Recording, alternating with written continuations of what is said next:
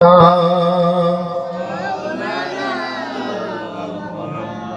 মদিনার মাটি রে, সকল সুখ বুঝি তোর কপালে। ও মদিনার মাটি রে, সকল সুখ বুঝি তোর কপালে।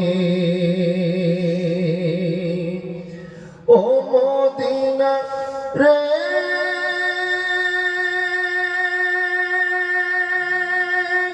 তোর বুকে আমার নবী, যার লাগে পাগল সবই, যার তরে সৃষ্টি হইল ত্রিভুবন,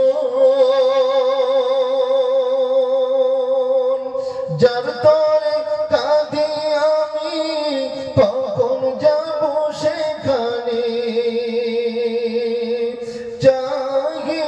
চাহি না এ মোর পরাণে। ও মদিনার মাটি রে,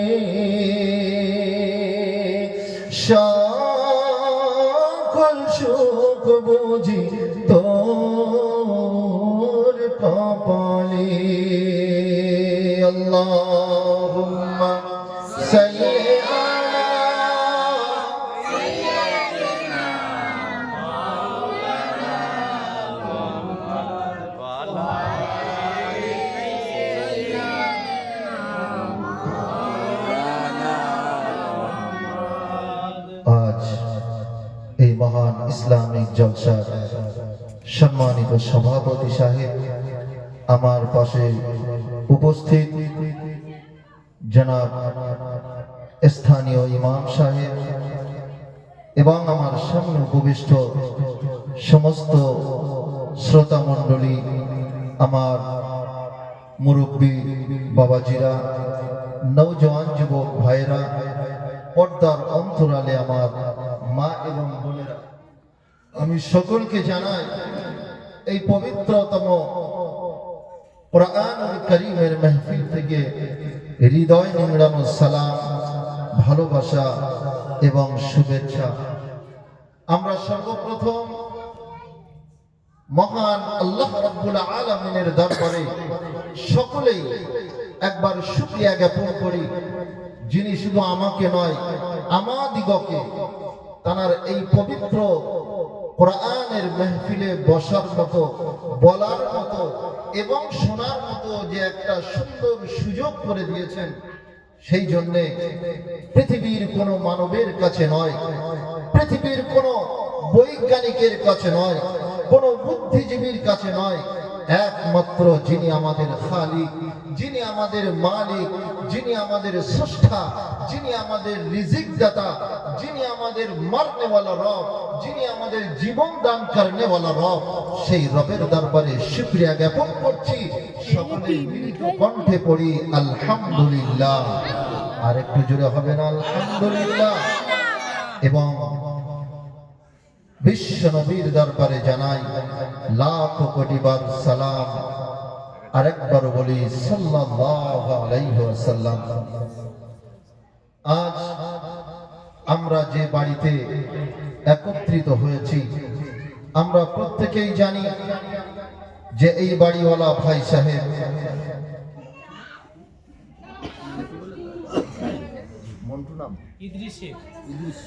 ভাই মরহুম ইদ্রিস শেখ, তিনি স্বাভাবিকভাবে আমাদের মতোই তিনি জীবন যাপন করতেন, তাই না? কিন্তু আজ এই দুনিয়ার মুখে আমরা আছি, তিনি আজ নেই।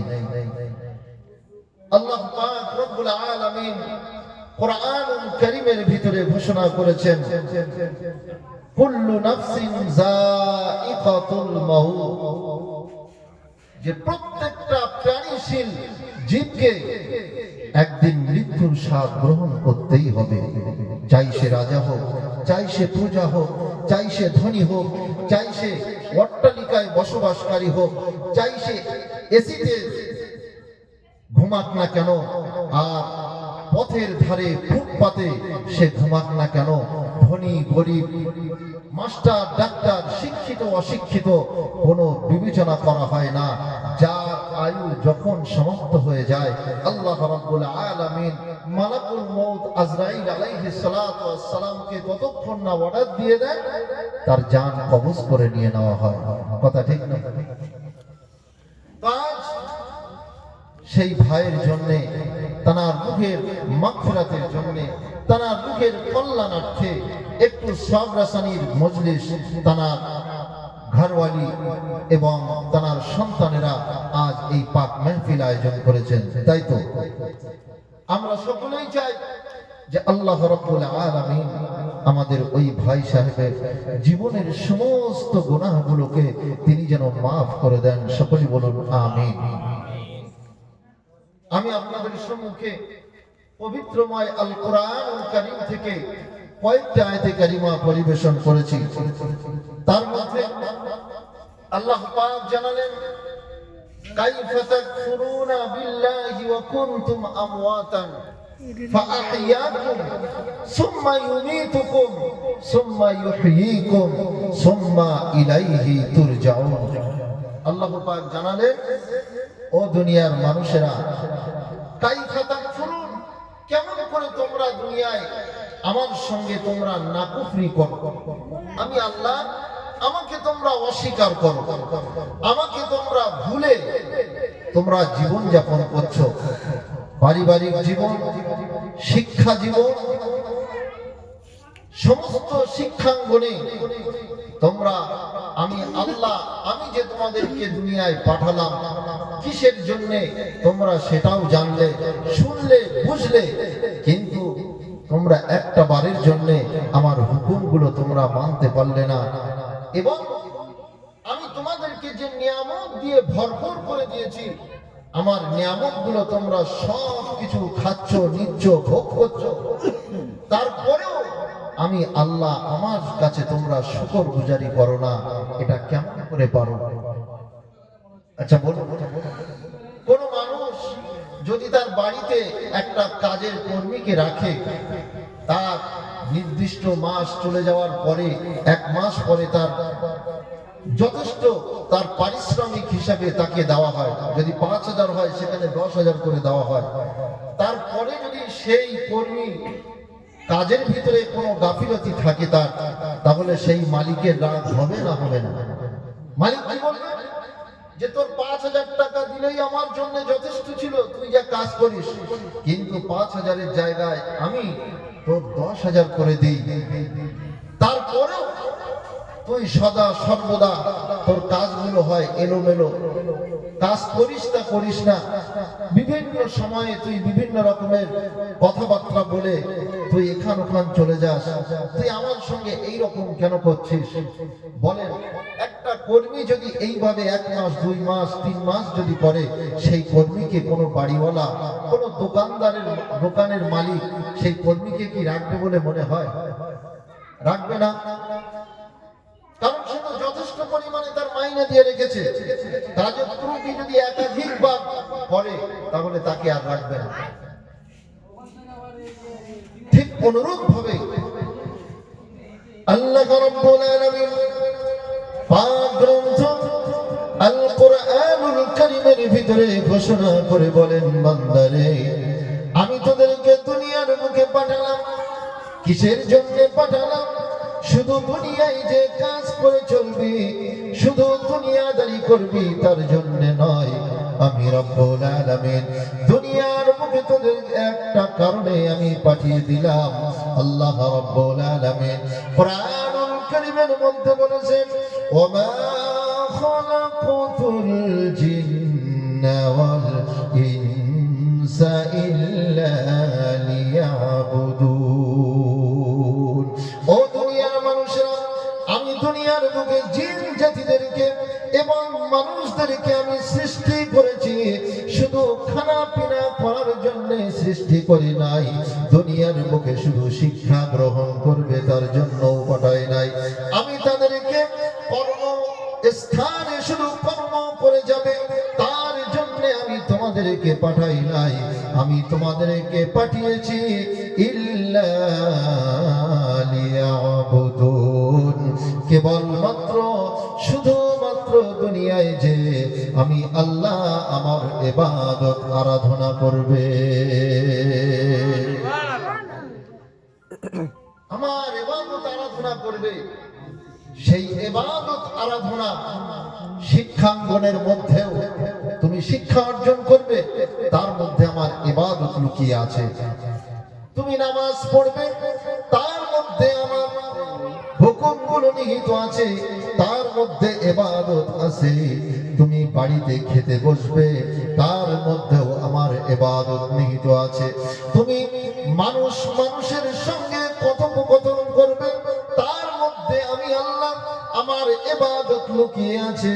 যদি বিশ্ব নবীর নীতি রীতি অনুকরণ করে কোন মানুষের সঙ্গে যদি তুমি ব্যবহার করো, আল্লাহ রাব্বুল আলামিন বলেন, বান্দারে আমার রাসূলকে যদি তুমি ফলো করো, আমার রাসূলের অনুকরণ অনুযায়ী যদি কোন মানুষের সঙ্গে তুমি সালাম প্রদান করো, তবে একটা মকবুল হজের সওয়াব তোমার নামা আমলে লিখে দেওয়া হবে। জোরে হবে না সুবহানাল্লাহ? ভাইরা আমার, বাবাজিরা, এই জন্য আল্লাহ রাব্বুল আলামিন বলেন, কেবলমাত্র দুনিয়ার বুকে আমার ইবাদত আরাধনার জন্য তোমাদেরকে সৃজন করা হলো, তোমাদেরকে দুনিয়ার বুকে পাঠানো হলো বান্দা। তবে কেমন করে আমি আল্লাহ কাইফা তাকফুরুনা, কেমন করে আমার কাছে তোমরা নাশুকরি করো, কেমন করে আমার সঙ্গে তোমরা কুফরি করো। আমি তো তোমাদেরকে তৈরি করলাম, কাদা মাটি দিয়ে তৈরি করলাম, তোমাদের আদি সৃষ্টির আদি থেকে নিয়ে আজ পর্যন্ত দুনিয়ার বুকে যত মানুষ এসেছে, আসবে এবং কিয়ামত পর্যন্ত আসবে, সমস্ত মানুষের আদি সৃষ্টি হলো কাদা মাটি দিয়া। আমি আপনি তৈরি আমাদের সৃষ্টির আগে প্রথম যখন নবী আদমকে আল্লাহ পাক সৃজন করলেন, সৃষ্টি করলেন, কাদা মাটি থেকেই আল্লাহ পাক সৃষ্টি করলেন। অতএব আমাদের আদি পিতা যিনি, তার নাম হলো হযরতে নবী আদম আলাইহিস সালাম। যারা বলুন সুবহানাল্লাহ। তো আল্লাহ বলছেন, বান্দারে তোমাদেরকে আমি দুনিয়ায় পাঠালাম, সামান্য একটা ঘর বানিয়েছো। ঘর তো একটা ছোট্ট পক্ষী, যে পাখিগুলো মহাশূন্যের উপরে তারা উড়ন্ত অবস্থায় যায়, রাত যখন হয়ে যায় তাদের কোথায় থাকবে, কোথায় প্রবেশ করবে, এমনও তাদের আশ্রয়ের একটা স্থল নির্দিষ্ট থাকে না। এমনও প্রাণী আছে দুনিয়ায়, ঠিক নেই? এমনও প্রাণী আছে যে তাদের থাকার মতো আশ্রয় স্থল নাই, কিন্তু আল্লাহ রাব্বুল আলামিন বলছেন, আমি আল্লাহ, আমি এমন রহমান, এমন রহিম। ওই ছোট্ট একটা পক্ষী তার সারাটা দিন উড়ানোর পরে, ভ্রমণ করার পরে যখন সন্ধ্যা হয়ে যায়, কোথায় থাকবে, কি খাবে, তার বাচ্চাদের মুখে কি আহার সে যোগান দেবে, আমি আল্লাহ তার বিধি ব্যবস্থা সব কিছু করে রেখেছি। জোরে বলুন সুবহানাল্লাহ। এখন আল্লাহ বলছেন, বান্দারা তোমরা সাধারণ একটা মানুষ, দুনিয়ার বুকে সামান্য অর্থ উপার্জন করে সামান্য অর্থের মালিক হয়ে আমি আল্লাহ, আমাকে তোমরা কেমন করে ভুলে গেছো? কাইফা তাকফুরুনা, কেমন করে আমি আল্লাহ আমাকে তোমরা অস্বীকার করো? তোমরা কি জানো না, বিল্লাহি ওয়া কুনতুম আমওয়াতান, তোমরা এমন একটা সময় ছিল যখন তোমরা মৃত ছিলে, যখন তুমি দুনিয়ার বুকে একটা মানুষ হিসেবে মানুষের কাছে পরিচিতি লাভ করতে পারো নাই, তখন তোমার নামও দুনিয়ায় হয় নাই, কেউ তোমাকে চিনতো না, জানতো না, বুঝতো না। আল্লাহ রাব্বুল আলামিন বলেন, মাতৃগর্ভের মধ্যে আমি আল্লাহ তোমাকে দান করলাম, সেখান থেকে তিলে তিলে বড় করে আমি আল্লাহ দুনিয়ার বুকে তোমাকে রহম করে নিয়ে আসলাম। শুধু নিয়ে আসলাম না, আমি এমন রহমান, এমন রহিম, এমন দয়ালু, এমন দাতা।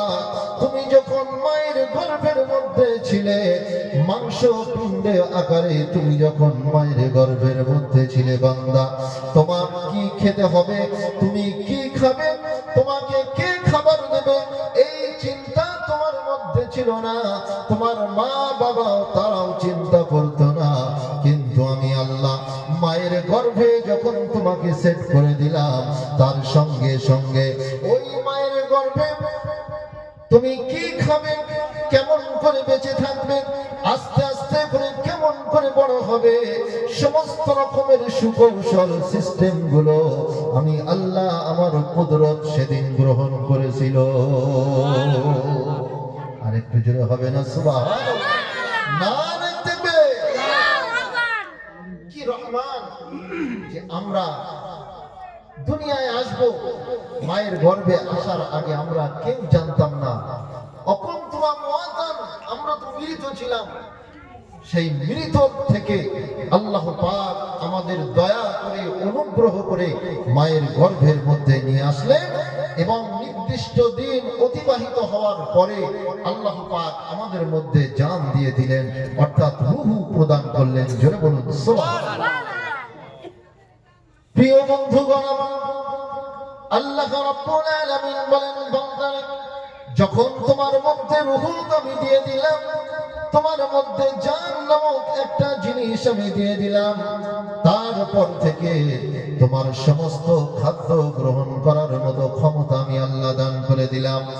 মায়ের গর্ভের মধ্যে সমস্ত সময়ের জন্য তিল তিল পরিমাণে মায়ের গর্ভে তোমাকে খাইয়ে আস্তে আস্তে করে বড় করে দুনিয়ার বুকে যখন তুমি আসলে, আসার পরে তোমার যখন জ্ঞান বুদ্ধি হয়ে গেল, উপযুক্ত বয়স যখন তোমায় লাভ করলে আল্লাহ রাব্বুল আলামিন বলেন, তখন তুমি কেমন করে আমি আল্লাহ আমার সঙ্গে নাশুকরি করো। কেমন করে আমার সঙ্গে তুমি নাশুকরি করো, কুফরি করো। তুমি কি একটা বারের জন্য চিন্তা করলে না যে আমি আল্লাহ তোমার উপরে কত রহম করে মেহেরবানি করে তোমাকে আমি দুনিয়ার বুকে নিয়ে আসলাম? তবে বান্দা তুমি ভেবো না যে তুমি চিরস্থায়ী এই দুনিয়ার ভিতরে তুমি থাকবে। তুমি সামান্য অর্থ উপার্জন করেছো, সামান্য অর্থের মালিক হয়েছো, একটা প্রাসাদ ঘরের মালিক হয়েছো, একটা সম্পদের জমির মালিক হয়েছো, তার জন্য তোমার এত অহংকার, এত গর্ব, সব কিছু কিন্তু একদিন ধর্ম হয়ে যাবে। কি কথা ঠিক কিনা? কখন শেষ হয়ে যাবে? যখন আমরা চিরতরে ঘুমিয়ে পড়ব, আমাদের দুই চক্ষু যখন স্টপ বন্ধ হয়ে যাবে, তখন আমার নাম বলতে আর নাম থাকবে না। তখন যত লাট সাহেব হন না কেন, আমি আপনি, আমাদের মাইকে শুধু একটাই জিনিস বলে ডাকা হবে, আহ্বান করা হবে, মানুষের কাছে পরিচয় দেওয়া হবে যে আমার নাম তখন আর ছলিবদ্দি গলিবদ্দি জাকির হোসেন থাকবে না। তখন বলা হবে লাশ, মাইয়ের, এই কথা বলা হবে। কথা ঠিক না ভুল?